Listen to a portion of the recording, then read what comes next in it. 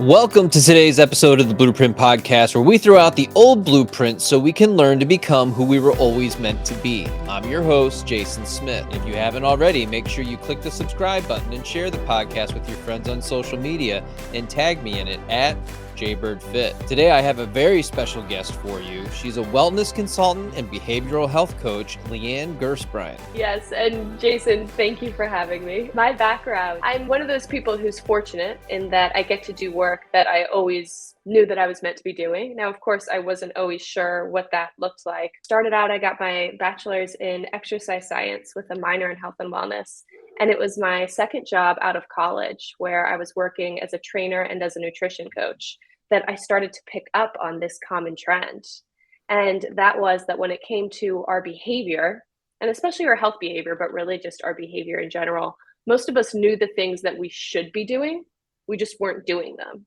And this was totally something that I could relate to too. But I thought this was really interesting. So this was one of the big kickers for me to go back to school and get my master's in health studies and really hone in on human behavior change.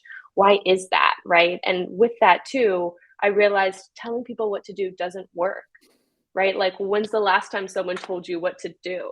And did that work? Did that create lasting, sustainable behavior change? And so that really now is what lies at the heart of my work. And it's so funny because we spend so much time asking people all the questions of what I should do. And then once you get the answers, we just find it really difficult to start implementing them. And so then there's this resistance to that type of change. And then, of course, we go down that downward spiral of, I can't do this. I'm not good enough. I'm not capable. And that's really the wall that we hit when we try to begin these new things. Yes, like lack of knowledge is never the issue, or it's hardly ever the issue. But I see that all the time too, especially with new clients who come work with me. They think they want to be told what to do. And I'm happy to give advice, I can, but a lot of times it's my last resort because they really already know. Explain to us a little bit, what does a wellness consultant and behavior health coach do? What's your mission and vision, and what are some of the services that you provide? So, my overarching mission is to promote the autonomy we have over our own well being. And that spills out into all areas of our life, right? The way we connect to ourselves, with others, how we show up in work, in our relationships. Now, what that looks like with behavioral health coaching is I work one on one with people to help them instill lasting, healthy behavior change. Again, operating under this understanding, you kind of already know what to be doing. Let's not spend a ton of time with me just giving you advice. Let's go a layer deeper. What's actually driving our behavior and take a closer look at that? Because I find that when we're actually able to tap into that, that's when we can create lasting change. And then the group work I do, we're wellness consulting. I partner with organizations and I teach workshops and I offer wellness programming to help make their employees healthier, happier, instill wellness practices for them, and then help companies create a sustainable culture of well-being because that's important. That spills over into thriving networks and organizations. It just goes into every area of your life. And I can't stress that enough. If people only understood that by making some simple changes, and they sound simple, but it's, again, it's really difficult to begin implementing these changes into your life, but it just bleeds over and permeates every area of your life. So if you're struggling in one area and you start making improvements in that particular area, it's going to start to bleed out to everything else that you're doing. And you're going to start to feel better, stronger, capable, more resilient, all of the positive effects that come from that. That's so true. I love that you said it bleeds over. I call that the spillover effect. Like you said, you make one change and it slowly starts to spill over into all areas of your life. Yeah, you just don't realize the momentum that you're actually creating by Oh, focusing in on your habits or the patterns of behavior that are keeping you feeling stuck. momentum is such a powerful thing, and it's going to swing in one direction or the other. We just have to take a little responsibility to get it swinging in the direction that we want it to go. And then naturally, the rest will follow. How do you get people to start to take ownership and responsibility of those things? Starting really, really small is what I've seen people have the most success with. So a lot of times we'll make a deal in the beginning, like, okay, we're going to commit to one thing this week, but the rule is it has to be something that feels easy enough to do, even on the days we don't feel like doing it. Because it's less about attaining success in the beginning and more just about getting our momentum swinging in the direction that we want it to go. And that's so hard. And even for myself, I'm guilty of this. It's like you start diving into this, you're making changes, you're doing really well, but then that day comes where you're just like, I don't want to do it. Yeah, yeah, we get a momentum going, and then we have one day where we're like, "I really don't feel like doing it." And I'm glad you brought that up because that is so relatable. To be honest, this morning was kind of one of those mornings for me where I was like, "I feel tired and I just don't have the usual, like, mojo." And so for me, I was like, I have to move slower today. Like, I'm just really gonna slow down. But it's so true and it's so normal and relatable that we all have those moments and those days. When that happens, do you get like an element of shame that kind of comes over you in that experience? Or have you done well with kind of combating that? That's a good question. I'll walk you through kind of what was going on in my head, and I'm not sure that shame is what I was feeling, but so woke up, the alarm went off at 5 a.m. as it does, and I was like, God, I really want to hit snooze, but I know in my head, right, that like this can throw off a whole sleep cycle. I'm usually not a snoozer at all. So I was like, I'm gonna get up, start my day, get outside and go for a walk. That's what I do. But about like halfway through the walk, I was like, still not feeling it, still not. Usually that'll get me moving. So I came home moving all slow. I will say, and maybe that was something that I experienced more in the beginning. Um, but now I understand that it's normal, you know? We are human beings who are gonna have waves, and so learning to just kind of be a wave rider as opposed to placing a secondary emotion on top of whatever I'm experiencing has been helpful with eliminating any feelings of shame. I tell you what, I've got that inner voice that's like, you have to do this because if you don't do this, there's all these negative consequences that are going to happen. And it's like, you have to learn, I call it tools of resilience to be able to navigate those thoughts, feelings, and emotions that kind of wash over you in that moment. Cause you're like, I don't want to do this. I'm not feeling it. And it's what Andy Frisella calls the inner bitch voice. You know, you push through and you do it anyway. You make it happen because no one ever said after a workout, man, I wish I hadn't have done that. Right, right. Yeah, yeah, and learning to listen to yourself too, right? Like, am I just having a bitch mode moment, or is my body really asking for rest? And so how can we tell the difference between the two when we're just really, this is a moment where it is okay to rest? I would say 2 things. 1, get started. So, like I just shared with getting outside and getting moving, once you're 5 minutes in, it's that momentum concept, right? You've started swinging your momentum. If still your body's like, "Hey, no, this isn't it," then, like, okay, maybe it's really not it today. But a lot of times I think if we get started, then we're going, and it's like, okay, it was a bitch mode moment. Uh, that, and I would say too, again, the practice of slowing down. So for me, that looks like just taking a few deep breaths and being like, hey, learning to slow, quiet the internal chatter and just ask, like, what do you really need right now? A lot of the key topics that we talk about a lot of times that, you know, people just seem to hone in on. Number one would be losing weight. And how do you help individuals lose weight? And what is your philosophy on that? A few things here. When it comes to weight loss, I definitely see the concept of momentum is so important.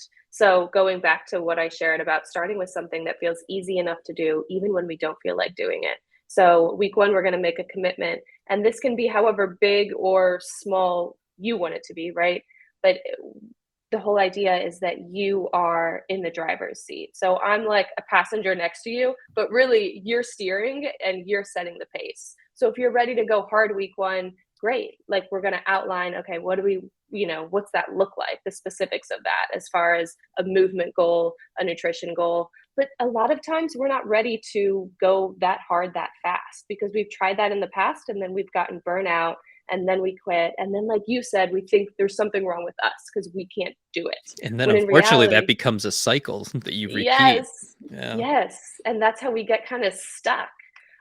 When in reality, a lot of times we just didn't have the necessary components, like a really specific plan in place and someone to hold us accountable because it doesn't matter who you are. We all benefit from accountability. What would you say is the biggest hurdle with your clients that they experience in their weight loss journey? And how do you help them with that? What I think is most common when people come see me in the beginning, you're all gung ho, you're invested now, you're ready to go. Week one, you're all excited. You may be ready to set some ambitious goal too.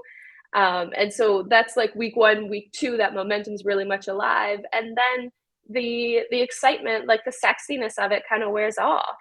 And so then maybe week two, week three, you're starting to feel like you're dragging ass a little bit, or maybe you're not meeting the goal that you set for yourself. And that's where I think really the work begins. Because that's when those internal voices kick in, like, I knew I can't do this, or like, I just don't have the willpower. When again, that's not actually true, but we keep telling ourselves that. And I call these thinking habits.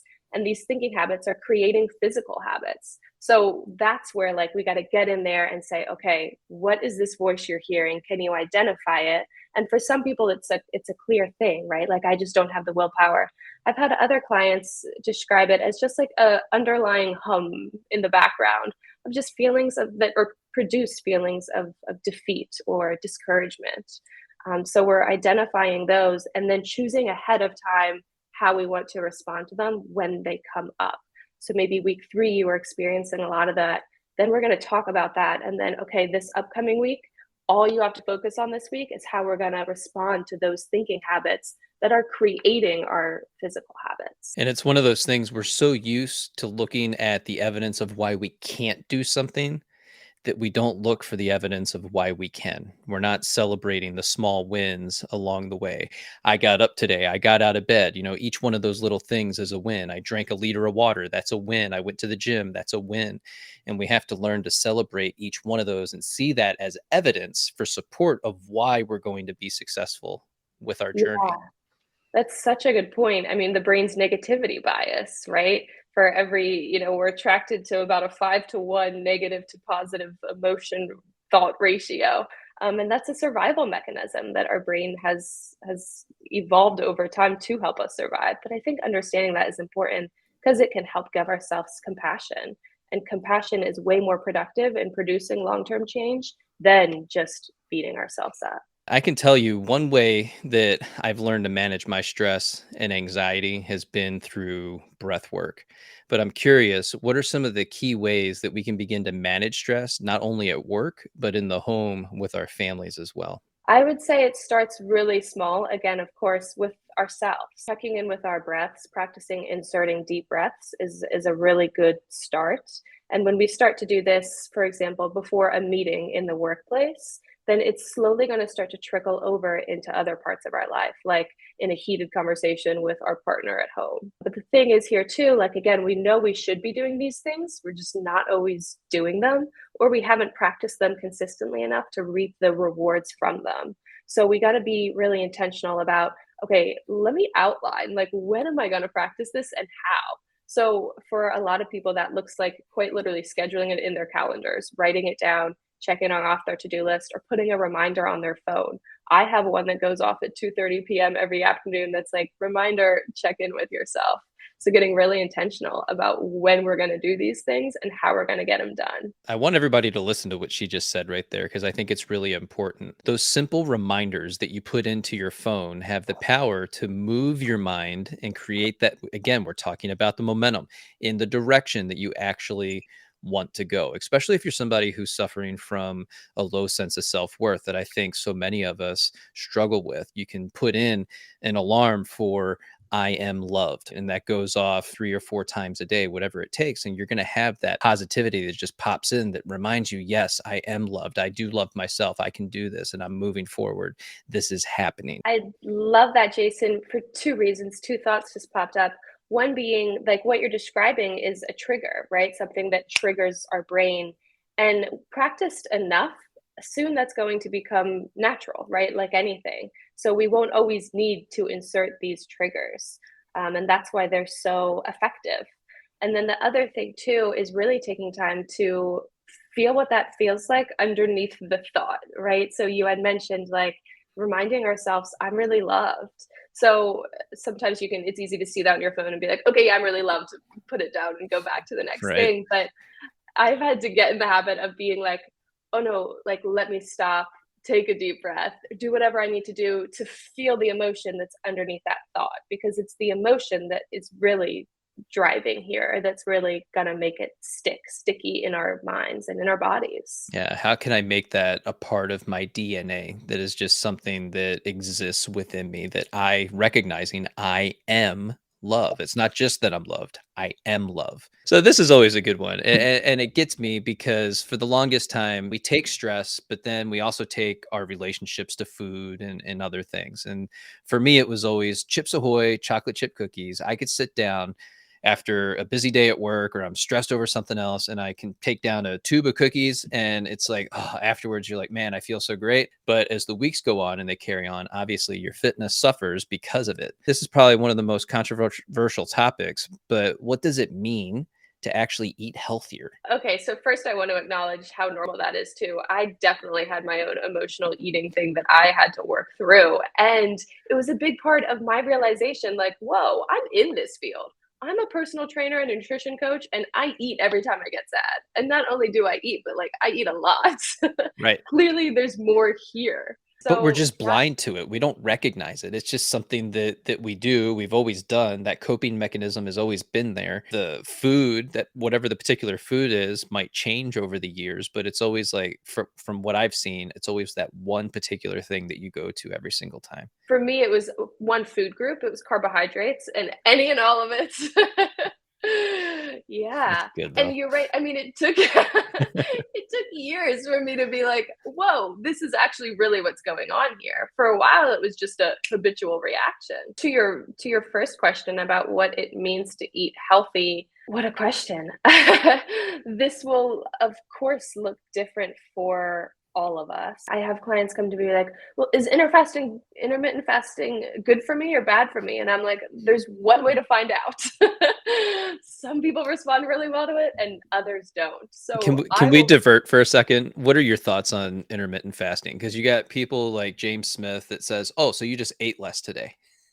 yeah, yeah. Right? So how do you look at intermittent fasting? I like to go the intuitive eating route. Are you Okay. hungry? Yes, eat. That should be your one rule. Are you not hungry? No. Hey, don't eat. Right. It sounds overly simple. Trust me, I know it's way easier said than done, but intuitive eating is the word that, or the approach that I prefer. Yeah, and a good question to ask yourself when you're going through this is, are you hungry, angry, lonely, or tired? Especially when we're starting to make those choices for ourselves. So with this too, I will really, and again, this is easier said than done, but if we can get in the habit of trying to instill curiosity over like a either judgment, like I can't do this, or just a quick approach. So curiosity is openness. So it's being willing to try, being willing to, like, if you're really fascinated about intermittent fasting, okay, try it for a week, see if it works for you, and we can make some tweaks as you go. But there really is no one size fits all approach here. And as far as intuitive eating, can you expand on that a little bit more? What I mean by intuitive eating, again, is of course learning to slow down and listen to our body's hunger cues. And so it's kind of a rule of thumb here that I can provide or that I'll provide for clients is, let's say we have a 1 to 10 scale, and 1 is I'm so hungry I could eat a family, and 10 is like I'm so full I'm gonna explode. Let's try to stay between a 3 and a 7 at all times. So, when is mealtime coming up, if you're at like a 3 or 4, great time to eat. And then try to stop eating around a 7. Now, this is tricky because it takes about 20 minutes for our guts, our bellies to tell our brains that we're full. So, again, this is where the practice of slowing down comes in. And we can do this by small tweaks, tweaking things outside of us while not feeling like we actually have to change ourselves. So what this can look like is using smaller plates. One study found that going from 12-inch plates to 10-inch plates resulted in a 22% calorie reduction per meal. Now, over the course of a year, for the average American who's eating about 800 calories per dinner, that's a 10 plus pound weight loss. But that comes from changing something outside of you while not actually changing yourself. And for a lot of people, and very relatable, that can be a breath of fresh air. Like, oh, I don't really have to do too much legwork here. So trying to take the legwork, and a lot of times we can look at this as like our willpower too, which is a really finite resource, relying less on that and more on these external tweaks. Another one that and going back to the intuitive eating example, again, practice putting your fork down between bites, learning to slow down and listen to our bodies, because intuitive, that's what intuition is, right? It's listening to our inner voice. Yeah, I can't do that. If I got a plate of pasta in front of me, I gotta take the whole thing down, and I'm not stopping. It's just not how I work. Go mode. Yeah. When we're going grocery shopping, what does that look like for you, or what do you suggest for your clients? So I usually don't.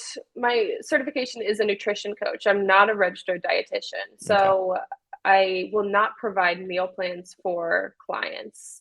That being said, I will provide things like recipe books or suggestions. Now, suggestions when it comes to grocery shopping, first, what I like to do is I'll make a list ahead of time and then stick with that. And then I won't go to the grocery store hungry because that's a terrible idea. We all have to learn that one the hard way.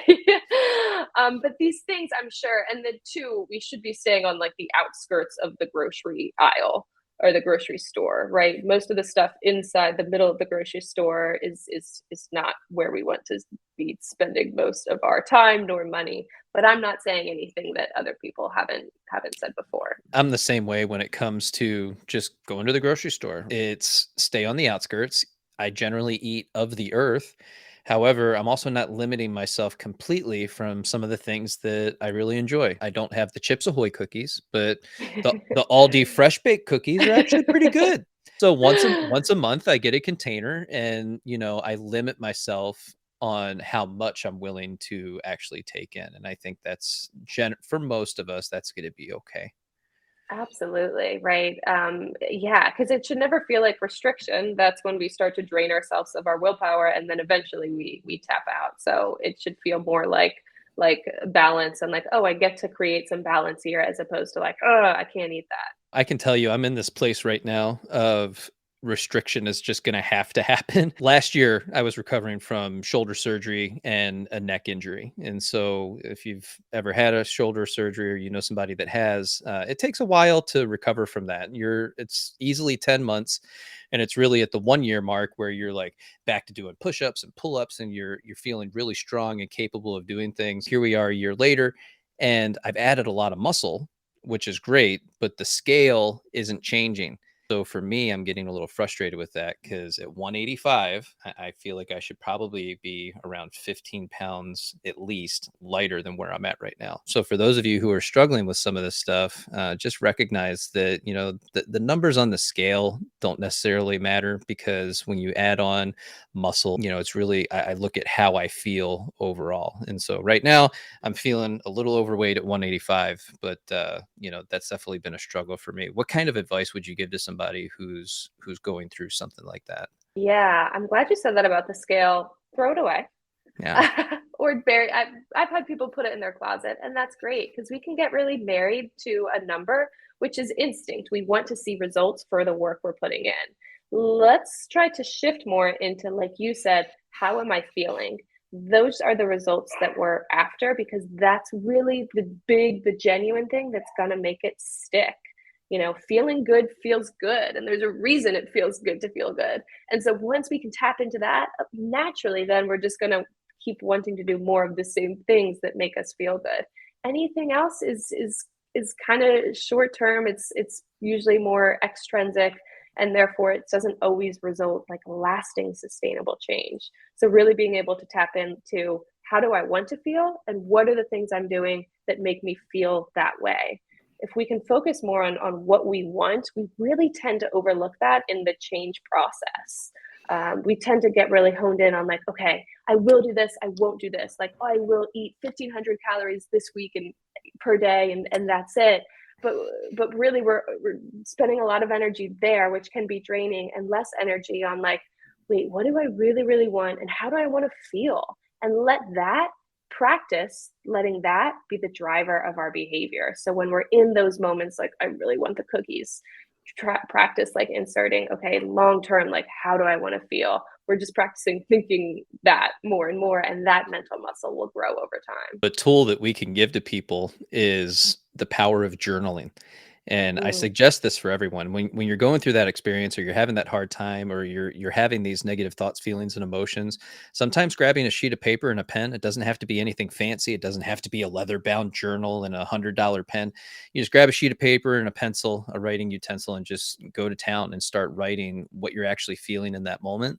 But then the important question, we said this 3 times already, how do you want to feel?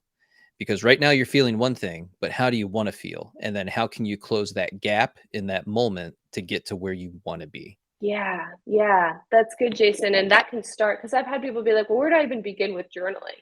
That can start with literally just writing out, I feel Yeah. lonely, tired, whatever it may be. And then, like you said, I want to feel. So now you have at least an A and a B. And then if you can instill just one little action item, even if it just takes 5 minutes today to that will help close the gap just that much between A and B. That's great. That's one little tick like in your momentum. And there's no right way to journal. So many of us were such little people pleasers, and we learn to do, everything's got to be correct, and there's got to be steps in a process, and it has to be this way, and you can't, don't embarrass anybody. It's like, just give yourself some grace and just start writing, let it flow. And when you begin to do that, you're going to find that a lot of answers to a lot of your questions just naturally start to come to you. You may find yourself being one of those people that goes out and asks 5 different people, well, how should I feel today? What should I be experiencing? Well, no, you need to sit down for a minute, calm yourself, sit in the discomfort of your own mind for 5 minutes and really dive into what you're going through in that moment. And the answers will just come naturally. Yeah, and that's so normal in the beginning of the process. Because again, if what we're trying to instill is feeling good long term, we know what that feels like for us. So we have to be able to get really in touch with that, and that's not going to come from someone prescribing us a really specific plan because what worked for you may not work for me and vice versa. So that's where experimentation comes in. Again, yes, you should have some guidance along the way. Accountability is huge, but being willing to experiment and find what sticks for you. I totally made that mistake in the beginning when I started meditating. I was like, okay, I'm meditating 20 minutes every morning, 20 minutes every evening. And then it took me months to be like, wait, I don't think I'm actually getting that much from this. Let me tweak this to find what works best for me. And it can be as simple as, well, you add binaural beats into your meditation. Maybe guided meditations don't work for you. And so you add the binaural beats. But you may also find, I'm actually feeling really anxious and I can't settle into meditating right now. Well, that's an opportunity to say, okay, well, I'm going to pop in a podcast in my headphones and I'm just going to go for a walk and try to get rid of some of that nervous energy and then come back later on to sitting down and trying to meditate. Yeah, yeah. And what you're describing is just creating this toolbox for yourself, which we Yeah. should all have. So, knowing what tool to pull out at what time is really, really useful. And that just comes through practice. Having meditation, journaling, movement, a walk, and a podcast, these are all great tools to have in your toolbox. So, a question to ask ourselves, all of us, is yeah, what's in my toolbox? And now once we have this like this big toolbox, when we're in the moment, then we can be like, okay, what do I need to pull out right now? I know everybody calls it a toolbox, and it is, but I like giving it the additional name of its tools of resilience because now Mm. we're switching it in our minds of this is making me stronger. I'm more capable. I'm learning things. I'm extracting the lessons. I'm becoming stronger in whatever it is that I'm experiencing right now. And it doesn't have power over me. I'm taking my power back over everything else that's going on right now. Yeah, yeah. And that is powerful, right? Because Yeah. that shows us like I'm in charge of my experience. My external world isn't necessarily dictating what I'm experiencing. I have way more internal power than I maybe initially thought or maybe initially gave myself credit for. When we start talking about replacing unhealthy habits, what are some of the key patterns and habits instead of tips and tricks to replace unhealthy habits? And what are some examples of unhealthy habits that keep us feeling stuck? What I see with that, the first thing that just came to mind was thinking habits that then just kind of destroy, they're like little momentum killers. So common ones that I hear are again when the sexiness kind of wears off and the initial like motivation is gone, And then we're starting to like not meet a weekly goal and feeling like I can't do this, or I don't have the willpower, or I don't have the time. I don't feel like it. I don't have the willpower. I don't have the time are three of the biggest barriers that I hear around that. And again, I call these thinking habits. But if we can look at them that way as thinking habits, just like we do physical habits, because we know we can change our physical habits, but knowing that we can change our thinking habits too, that too is where our power lies, because our thoughts create emotions, which create behavior. So some unhealthy, those are examples of thinking habits that I hear often that don't serve us. So again, if we're able to identify what those are and then choose ahead of time for how we want to respond to them. So for instance, say I have this thinking habit of, I can't do this. I don't have the willpower. This always happens to me. Okay, slow down. Like, how do you want to feel there? Like you shared earlier, let's practice identifying that, planning ahead for how we want to respond. So maybe in that scenario, when I hear myself say that, I want to ask myself, let me pause and take a deep breath and say, okay, hold up. What's one thing I can give my best future self right now? Find something that resonates with you and practice instilling that instead. Maybe it is a thought like, oh, I'm really loved, whatever it may be. We're replacing thinking habits as we're replacing our physical habits, understanding how those two are really intimately interconnected. You went right into my next question of timekeepers and time hoarders. How can we overcome that thought of I just don't have the time? The biggest thing I would say, and this is going to sound contradictory, is practice single tasking over multitasking. When we feel like we don't have the time, we have a lot on our plates, I don't have the time. So a lot of times we're trying to get a lot of things done all at once. When in reality, that actually drains us and makes us way more less productive in the long run. So if you have a list of things you need to do, practice doing just one at a time. And our brains will function optimally in like from a 20-minute to 1 hour window of, you can call this a power hour, no distractions, single tasking, one thing at a time, and then give yourself a break and then move on to the next thing. So again, it can sound contradictory, like I have to get all these things done. Start with just one and put all your energy there and give yourself a time, whether you work best in 30-minute segments or 60-minute segments. And I love the idea of single tasking because when you're trying to do too many things at one time, it's anxiety inducing, but it also creates a certain amount of chaos. If you're trying to clean the bathroom but cook dinner at the same time, you've got all these moving parts that are happening, and you're just going to feel spread thin in that moment. You're going to feel chaotic. Definitely leads to overwhelm. You were talking in the beginning too about how our good habits spill over. Single tasking while eating. If you are someone who mindlessly eats, this was something that really helped me through my emotional eating. Like, okay, when I'm going to eat, I'm going to sit down and eat and do nothing else. I'm just going to be really present with my food. When we're talking about mindfulness practices, what is a mindfulness practice and what does that look like? Essentially, what it is learning to be mindful of where our attention is, of our thoughts or our thinking habits that, again, are creating our behavior. So, a few different things that can be practiced here are establishing a meditation practice. It's learning to listen to our thoughts, which then allows us to become aware of what our thoughts are producing for us. Emotions, which are producing actions, which are producing habits, which are essentially really shaping our lives.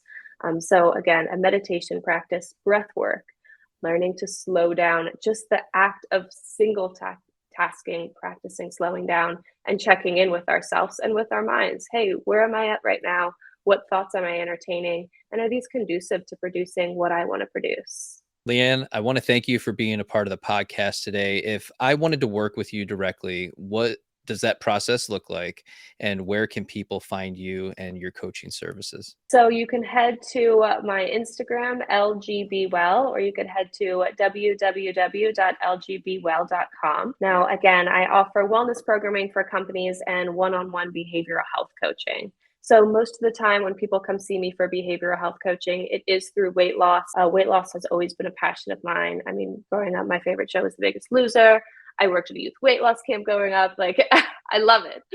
And I tell a lot of my clients, and granted, this of course is person to person dependent, but the idea is not for you to need me forever. I'll tell people, hey, if you still need me after 3 months, I may not be doing a very good job.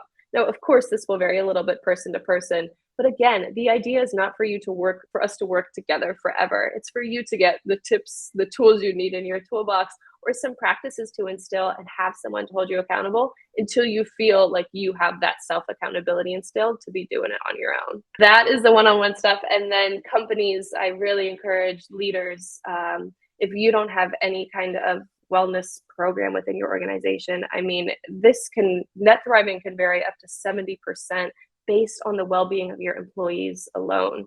Our people are truly, we all know this, our most valuable assets, and we have to be willing to invest in them. So, like I said, I offer workshops to companies to help instill wellness practices and wellness programming. So that can also be found at lgbwell.com. Leanne, thank you for taking the time with us today, and I'm sure we'll do this again soon. Yeah, I would love to. And thank you so much, Jason.